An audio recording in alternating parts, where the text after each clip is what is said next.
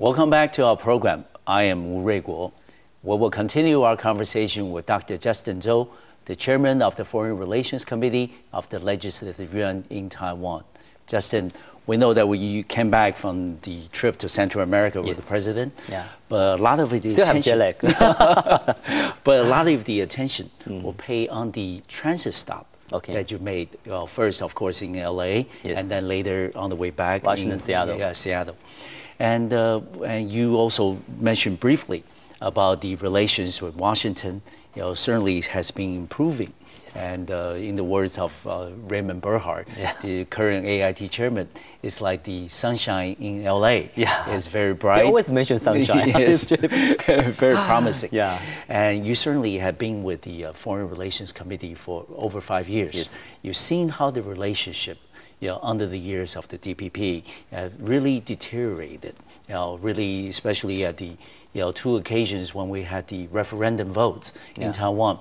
Because in my contact with the scholars from the U.S., they also said that this is very dangerous and this is not good for U.S.-Taiwan relations. How do you think that relationship between Washington and Taipei have really improved since President Ma Ying-jeou became the president roughly a year ago? According to TRA, Taiwan is promising to do something for helping Taiwan to be survived internationally. Yes. But go back to view what have we done 8 years for the past 8 years.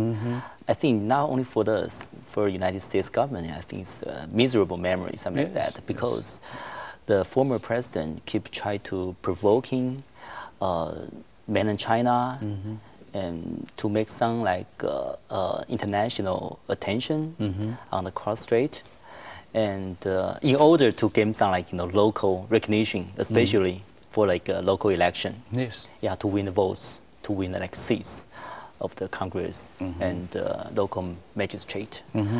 It's not fair, for most of the Taiwanese people, because Taiwanese people loving to be a partner of the friendly country like United States. So that's what before, when we were still being a legislator, who focus on the relationship between Taiwan and the United States, we feel like, we cannot do anything. Because whenever, we have the conversation with the senator or the congressman, by phone, I always got like the wrong image about they dislike the former president, they dislike the policy, especially for like Taiwan and United States. But now it's totally changed.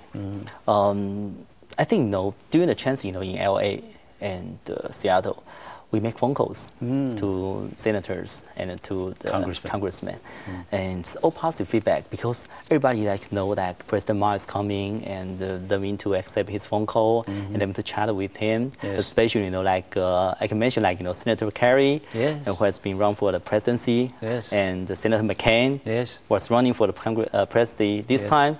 And I have the good conversation with President Ma, especially when Senator Kerry talk about he graduated from Yale and President Ma from Harvard, so they're supposed to have been hostile to each other, something like that, for a long time history, something like that. But they still have the good conversation, especially they are going to support Taiwan more, because Taiwan is no longer to play the role as a troublemaker internationally, and now Taiwan is obey the discipline or just be trusted. Like when we say we are going to transit in the United States, it means we just play the role as a translator. Exactly. We don't do any special activity in order to gain some international media's eyes, in order to say something for local, the mixed media, something like that. So I think we just follow our words, and we are trusted. I think United States people, or especially the state of the House, I think they saw that and they recognize that. So that's why the Mr. Burkhart is always say, okay, there's a sunshine to come. All the people ask him the same question: how do you think the current relationship between these two countries? Everything and every story is positive.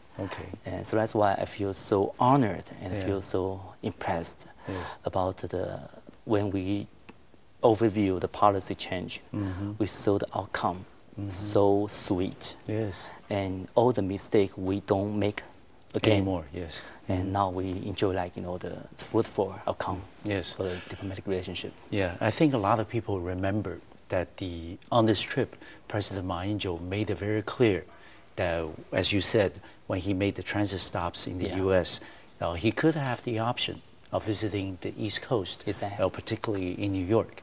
But he chose not to because he said that transit stop is a transit stop. Yes. It doesn't want to be another media attention, focus, and that doesn't want to distract the attention away from what is at stake, what is really important. Yeah. That's the substantive relations between Washington and Taipei. Do you think that low-key approach is welcome by policymakers in Washington? And also, let's not forget that the chance meeting between U.S. Secretary of State, Mrs. Clinton, and also, President and First Lady in Honduras, I think. No, it's not Honduras. No, I'm sorry. Salvador. Oh, Salvador. I'm sorry. And then in that chance meeting, certainly although it's only 24 seconds, but certainly it gave a very good indication that the relationship between Taiwan and the U.S. is really improving. It's on the upswing. So do you think that this, intention to keep it low key, to rebuild the trust, to restore the credibility that we have between, United States and Taiwan, are really the keys to the success of our foreign relations, not only with the U.S. but with other countries as well? Exactly. I think credibility is the most important thing, especially for the international society. Whether you have the medical allies or not. I think credibility is the most important things.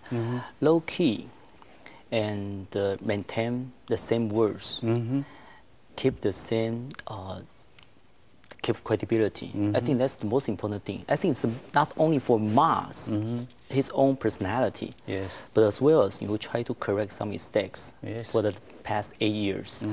I think now we get a chance back already. And we still have to play like the role as the low key, because I think that's under this kind of the new relationship cross strait. We still have to try to play an important key to balancing the triangle relationship among these three countries or areas. So I think President Ma is very clear about what he's doing and what he say, what he do, and what he trust. I think it's all make the outcome, positively. So I think, just we keep mentioning that before when we were still an opposition party a couple of years ago. We keep mentioning that we don't be the troublemaker. We hope we can cherish the relationship between Taiwan and the United States.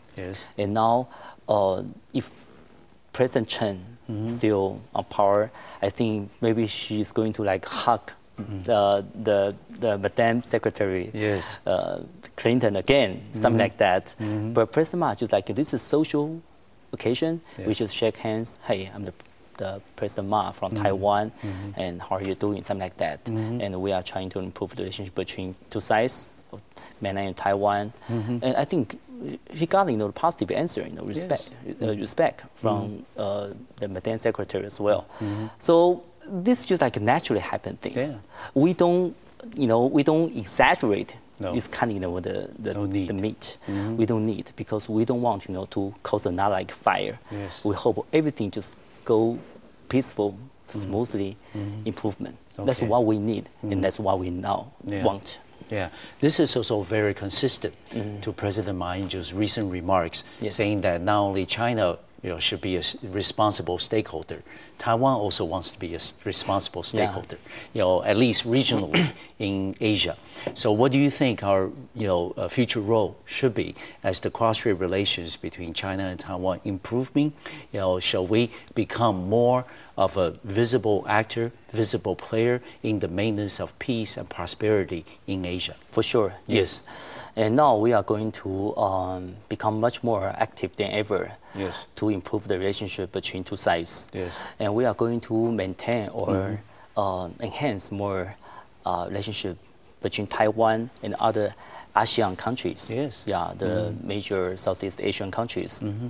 Not only for just improving our economic skills and the ability, but as well as I think Taiwan is going to play a very important role, because Taiwan's position and Taiwan's economic efforts and achievements, Taiwan deserves to be playing this kind of role.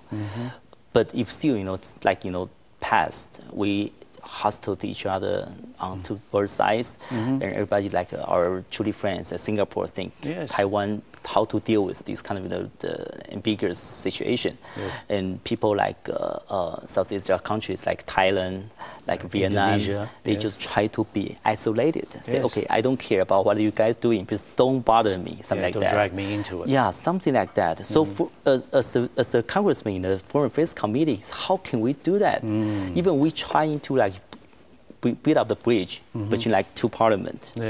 We still like doing something in vain because the government, who under someone's control, is still like do something like we using the provoking skills in order to get the mention or attention from the international society negatively to survive. It's not fair to Taiwanese people. Of course not. So that's why I think we are on the right track, and we'll still hope all the things going on very well. Yeah.